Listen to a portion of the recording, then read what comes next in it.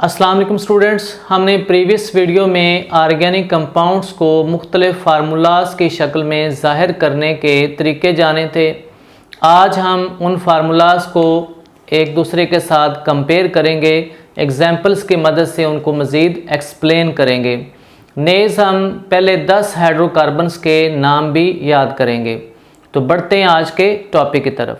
सबसे पहले है मीथेन।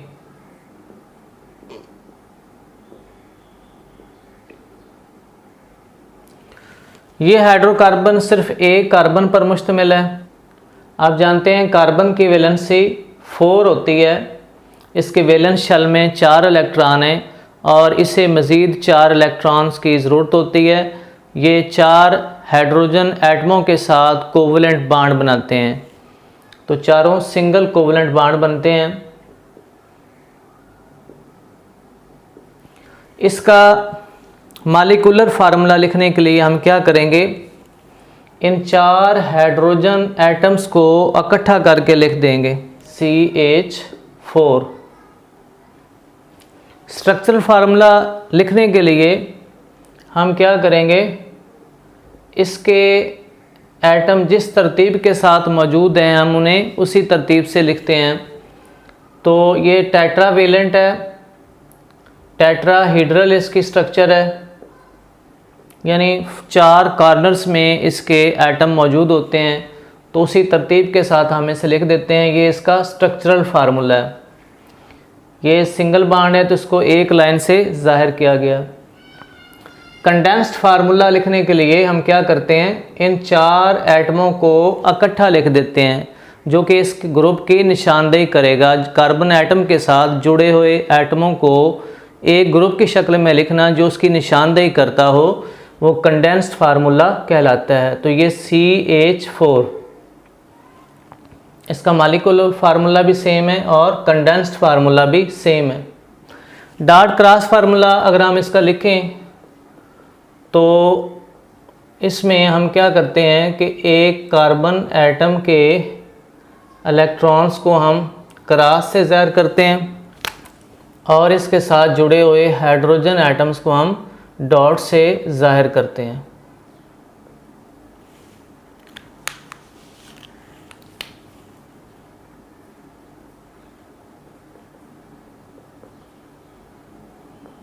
तो ये इसका डॉट क्रॉस फार्मूला कहलाता है, जिसमें आप क्या करते हैं कि एक एटम के इलेक्ट्रॉन्स को क्रॉस शक्ल में लिखते हैं और दूसरे एटम के इलेक्ट्रॉन को डॉट से ज़ाहिर किया जाता है। तो ऐसे फार्मूले को डॉट क्रॉस फार्मूला कहा जाता है। तो ये फार्मूला किसका है, मीथेन का, जिसमें एक कार्बन है और इसके साथ 4 हाइड्रोजन अटैच्ड हैं। तो इसे क्या कहते हैं, मीथेन। सेकंड हमारे पास हाइड्रोकार्बन है ईथेन।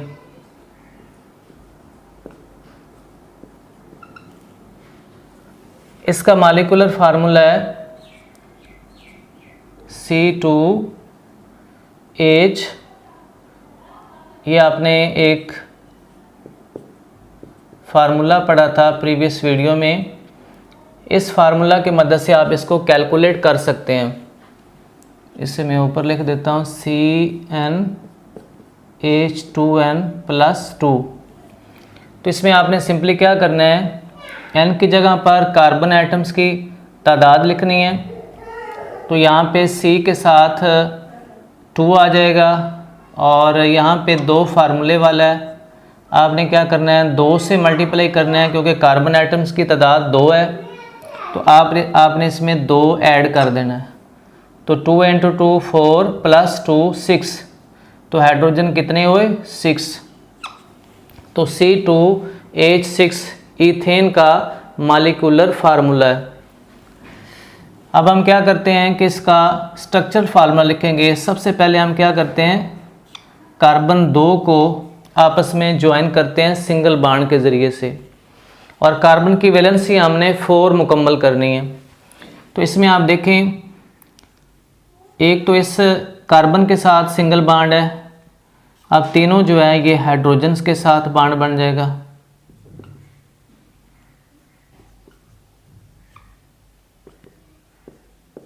बाकी आपने इसकी 4 वैलेंसी मुकम्मल कर लेनी है। तो इस तरह से ये इसका क्या है, स्ट्रक्चरल फार्मूला है, जिसमें इसकी इसको साख्ती फार्मूला भी कहा जाता है, यानी इसके जो स्ट्रक्चर को ज़ाहिर करता है, इसके ढांचे को ज़ाहिर करता है, ऐसा फार्मूला इसका क्या है, स्ट्रक्चरल फार्मूला है, जो एटमों की तरतीब ज़ाहिर करता है। इसके बाद हम इसे क्या करते हैं, इसे इकट्ठा करके लिखते हैं। अब इस कार्बन के साथ 3 हाइड्रोजन मौजूद हैं, तो हम क्या करते हैं कि इसका एक ही हाइड्रोजन के साथ 3 अदद लिख देते हैं, जो कि उस ग्रुप की निशानदेही करेगा। तो ये बनता है CH3 सिंगल बॉन्ड के साथ, ये कार्बन अटैच्ड है और इसके साथ CH3। और इसका डॉट क्रॉस फार्मूला कैसे लिखा जाता है, यानी आपने क्या करना है, एक एटम के इलेक्ट्रॉन्स को आपने क्रॉस से ज़ाहिर कर देना है, दूसरे एटम के इलेक्ट्रॉन्स को आपने क्या करना है, डॉट से ज़ाहिर करना है।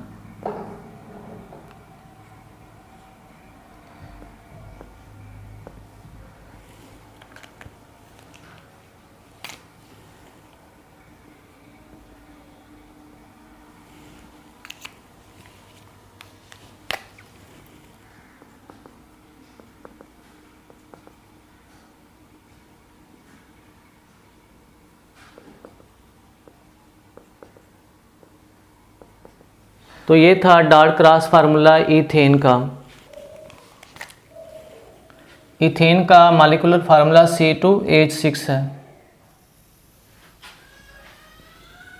नेक्स्ट है प्रोपेन।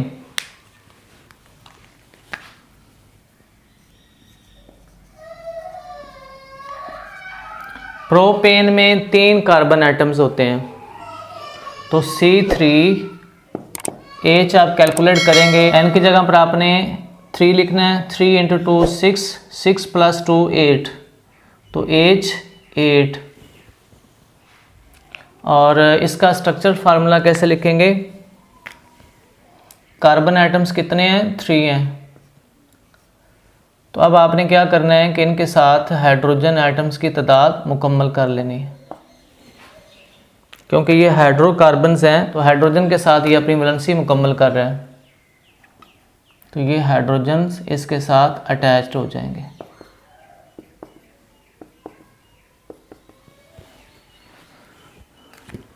और कंडेंस लिखने के लिए, कंडेंस का मान ही होता है मिला देना। यहाँ पे ये 3 हाइड्रोजन्स अलग अलग हैं और आपने क्या करना है, इन्हें एक जगह पर लिख देना। तो CH3 डैश C, यहाँ पे 2 हाइड्रोजन इस कार्बन के साथ अटैच्ड हैं, तो इसे भी इकट्ठा करके लिख देंगे CH2, और इन्हें भी इकट्ठा करके लिख देते हैं CH3। तो इसी तरह से आप डॉट क्रॉस फार्मूला भी लिख सकते हैं, मेथड इसका सेम ही है। प्रोपेन यानी इसका मॉलिक्यूलर फार्मूला C3H8। उसके बाद है ब्यूटेन। ब्यूटेन का मॉलिक्यूलर फार्मूला C4। C4H क्या होगा, यानी आपने n की जगह पर 4 पुटअप करना है, 4 × 2 8, 8 + 2 10, तो हाइड्रोजन कितने हुए, 10। अब इसका हम स्ट्रक्चरल फार्मूला लिखते हैं। तो स्ट्रक्चरल फार्मूला लिखते वक्त आपने सबसे पहले क्या करना है, कार्बन एटम्स लिखने हैं, 1 2 3 और ये 4। अब आपने क्या करना है, इनकी वैलेंसीज मुकम्मल करने के लिए हाइड्रोजन्स इसके साथ अटैच कर देने हैं। तो इनके साथ हाइड्रोजन अटैच हो जाएंगे, तो इस तरह से कार्बन की वैलेंसी सेटिस्फाई हो जाएगी।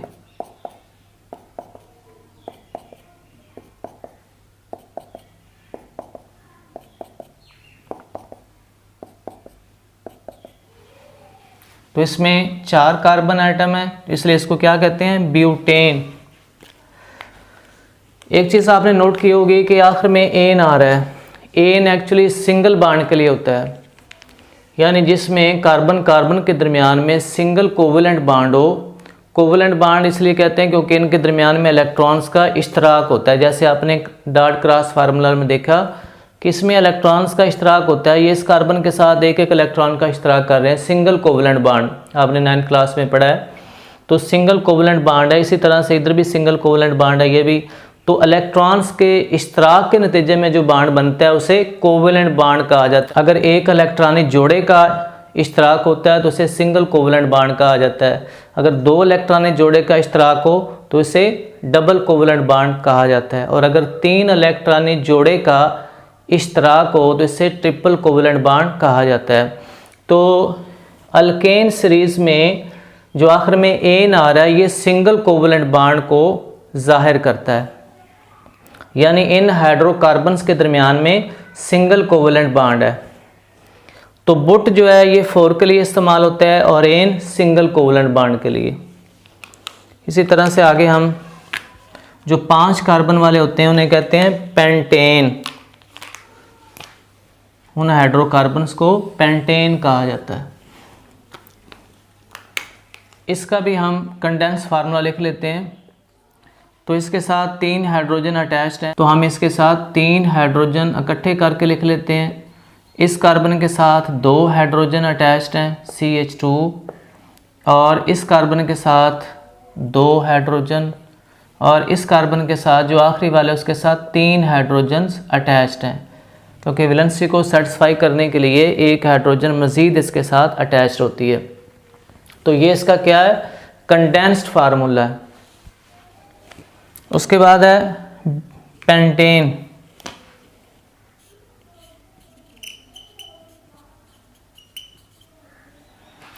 पेंटेन में कार्बन एटम्स 5 होते हैं। हाइड्रोजन हम इस फार्मूला की मदद से कैलकुलेट कर सकते हैं। तो n की जगह पर आपने क्या पुटअप करना है, 5। 5 × 2 10, 10 + 2 12, तो C5H12। तो इसी तरह से इसका स्ट्रक्चर फार्मूला लिखते हैं। तो हम पहले कितने लिखेंगे, 5 कार्बन लिख लेते हैं।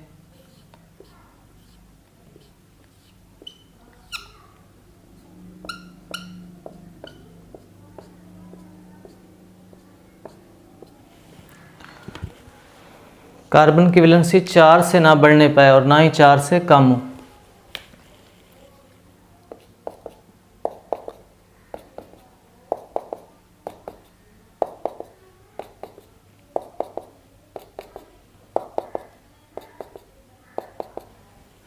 कंडेंस फार्मूला लिखने के लिए हम सेम वही तरीका इस्तेमाल करते हैं जो यहाँ पे किया था।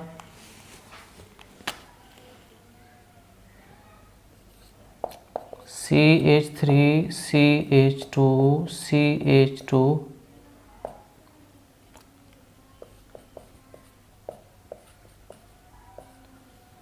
1 2 3 4 5। तो ये कंडेंस फार्मूला है पेंटेन का, जिसमें 5 कार्बन एटम्स होते हैं। और डॉट क्रॉस फार्मूला भी आप इसी तरह से लिख सकते हैं। स्क्रीनशॉट ले लिया करें। नेक्स्ट है हेक्सेन, HEXANE, हेक्सेन। हेक्स 6 के लिए इस्तेमाल होता है और एन सिंगल कोवेलेंट बॉन्ड के लिए। तो हेक्सेन में कार्बन एटम्स हैं 6, C6H आप इस फार्मूला की मदद से कैलकुलेट कर सकते हैं। तो यहाँ पे n की जगह पर हम पुटअप करेंगे 6 6 × 2 12, 12 + 2 14, C6H14 हेक्सेन का मॉलिक्यूलर फार्मूला है।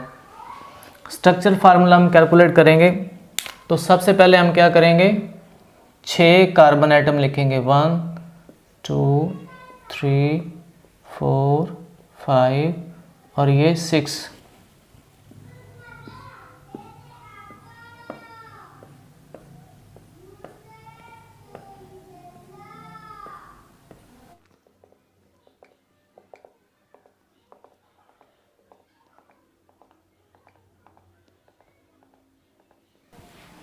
तो ये इसका स्ट्रक्चरल फार्मूला है जो एटमों की तरतीब ज़ाहिर कर रहा है।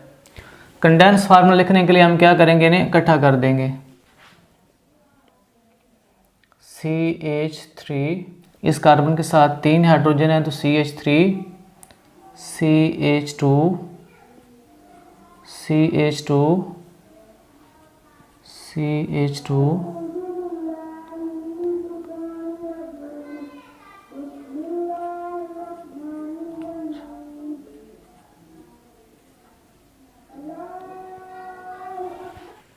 डॉट क्रॉस फार्मूला लिखने के लिए हम क्या करते हैं,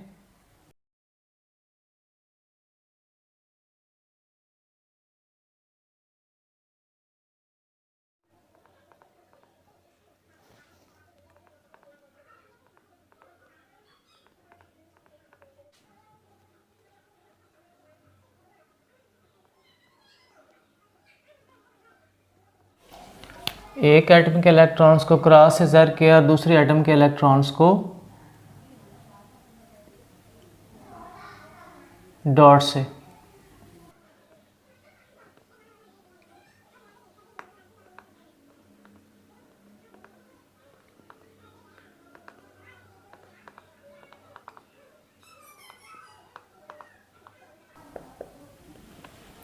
तो ये इसका डॉट क्रॉस फार्मूला है। किसका है, हेक्सेन का। तो हेक्सेन में कितने कार्बन है, 6, हाइड्रोजन्स कितने हैं, 14।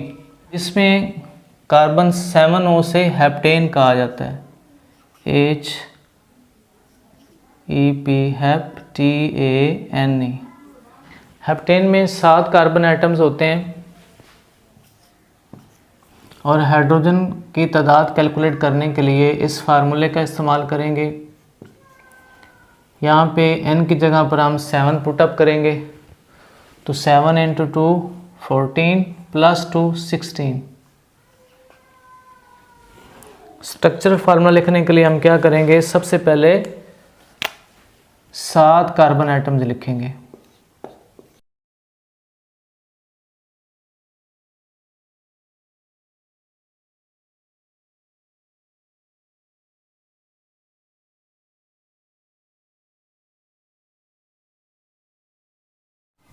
इस कार्बन के साथ 3 हाइड्रोजन अटैच्ड हैं तो हम क्या करेंगे, इकट्ठा करके लिखते हैं CH3। इस कार्बन के साथ 2 हाइड्रोजन अटैच्ड हैं तो CH2, CH2,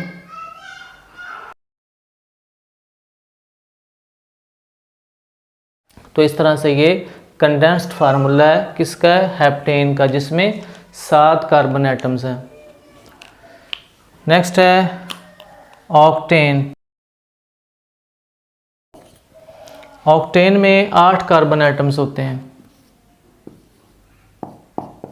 और हाइड्रोजन हम इस फार्मूला की मदद से कैलकुलेट कर सकते हैं। 8 × 2 16 + 2 18। स्ट्रक्चर फार्मूला लिखने के लिए आप क्या करेंगे, सबसे पहले 8 कार्बन एटम्स लिखेंगे।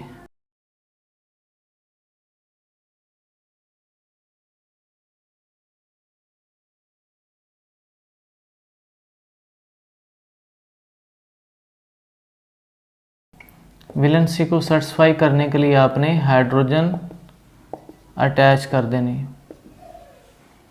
कंडेंस फार्मूला लिखने के लिए आप क्या करेंगे, कार्बन एटम्स के साथ अटैच्ड हाइड्रोजन्स को इकट्ठा करके लिखते हैं CH3। आप क्या करते हैं, जो किनारों वाले कार्बन हैं इनके साथ 3 हाइड्रोजन्स अटैच्ड हैं और दरमियान में हाइलीन यानी CH2 जो है वो, उनको हम इकट्ठा करके उनकी तादाद उनके साथ लिख देते हैं। CH3 तो CH2, CH2 कितनी है, 1 2 3 4 5 6, तो ये 6 हैं और ये जो किनारों वाली कार्बन हैं इनके साथ 3 हाइड्रोजन्स अटैच्ड हैं, तो CH2 कितने हैं, 6। तो इस तरह से भी कंडेंस फार्मूला लिखा जा सकता है। ऑक्टेन के बाद है नोनेन। नोनेन में कार्बन एटम्स कितने हैं, 9 और हाइड्रोजन कितने हैं, अगर आप 18 में 2 जमा करें तो ये 20 हो जाएंगे। इसमें आप देख सकते हैं कि हेक्सेन में 14 है तो हेप्टेन में 16, यानी 2 का फ़र्क है। तो इसमें 16 में 2 जमा करें 18, और 18 में 2 जमा करें तो ये 20। तो स्ट्रक्चर फार्मूला लिखने के लिए आप क्या करेंगे, सबसे पहले कार्बन एटम्स लिखेंगे।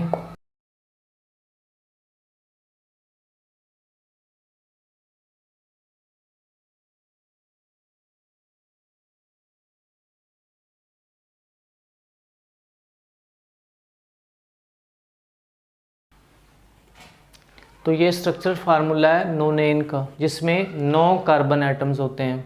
आखिर में ये जो एन आता है इस सिंगल कोवलेंट बॉन्ड को ज़ाहिर करता है। ऑक्ट 8 के लिए और एन सिंगल कोवलेंट बॉन्ड। इस तरह से नोनेन है, नोनेन में 9 कार्बन एटम्स होते हैं और इसके आखिर में भी एन आ रहा है जो कि सिंगल कोवलेंट बॉन्ड को ज़ाहिर करता है। CH3, ये जो किनारों वाले हैं, इन कार्बन्स के साथ 3 हाइड्रोजन अटैच्ड हैं, और CH2 कितने हैं, इसमें अगर 6 हैं तो इसमें 7 होंगे। CH3, तो चूँकि 7 और 2 9 होते हैं, यानी नोनेन में 9 कार्बन एटम्स होते हैं, और अगर सिंगल कोवलेंट बॉन्ड हो तो आखिर में एन आएगा। And last one is decane.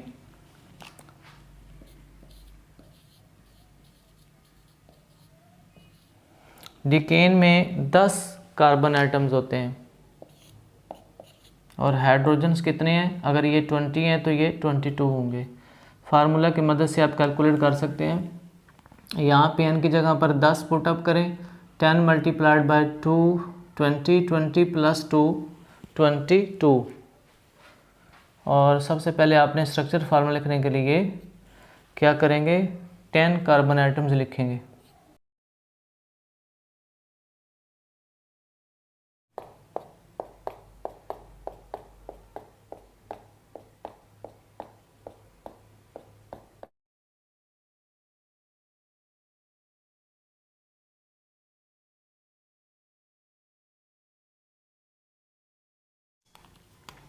Condensed formula लिखने के लिए आप क्या करेंगे,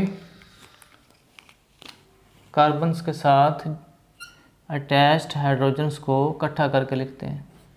CH3, तो ये CH2, चूँकि ये एक जैसे हैं इन्हें एक ही जगह पर लिखकर इनकी तादाद लिख लेते हैं। तो ये अगर 7 हैं तो ये कितने होंगे, 8। CH3, तो ये है कंडेंस्ड फार्मूला डीकेन का, जिसमें 10 कार्बन एटम्स है। तो डियर स्टूडेंट्स, ये था हमारा आज का टॉपिक। मिलते हैं नेक्स्ट टॉपिक के साथ। Thank you.